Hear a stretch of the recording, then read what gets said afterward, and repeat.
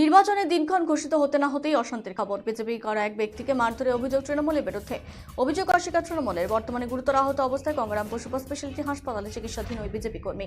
ঘটনার খবর পেয়ে হাসপাতালে ছুটে যান বিধায়ক সত্যেন্দ্রনাথ রায়। খোঁজ নেন দলীয় কর্মীর। ঘটনায় উভয় পক্ষের তরফে গঙ্গারামপুর থানায় লিখিত অভিযোগ দায়ের করা হয়েছে। তদন্ত শুরু করছে পুলিশ। ভোটের পর থেকেই আমার মা বাবা তুলে কিস্তি দিয়েছে সেই ছেলেটা, তবু আমরা কিছু বলিনি যে রাজনীতির জায়গায় আমরা সাধারণত কাজকর্ম করে খাই, যাকে ভালোবাসবো তাকে ভোট দেবো, সে যে পাঠিয়ে আমি সেই হিসেবে চলে। আমি গাড়ির একটা ড্রাইভার। আমি আজকে কি ঘটনা ঘটেছিল? ওই সামান্য ওই ইস্যুটা নিয়ে মাঝে মাঝে ওরা টর্চার করে, অযথা ঝগড়া বাজানোর চেষ্টা করতেছে।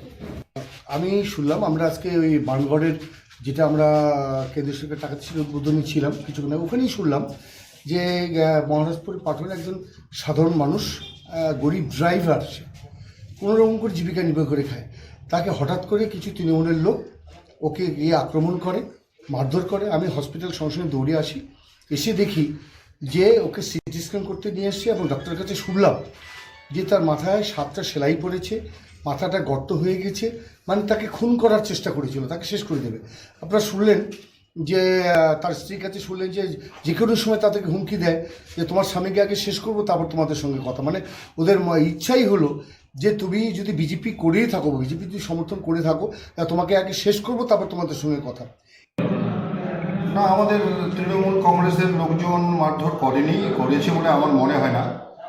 এখন মিথ্যে অভিযোগ ওরা করতেই পারে, যেহেতু এখন দেখছে যে আমাদের এখানকার বালুরঘাট লোকসভা কেন্দ্রের প্রার্থী বিপ্লব মিত্র হয়েছে, যার জন্য এরা মিথ্যে অভিযোগগুলো করছে।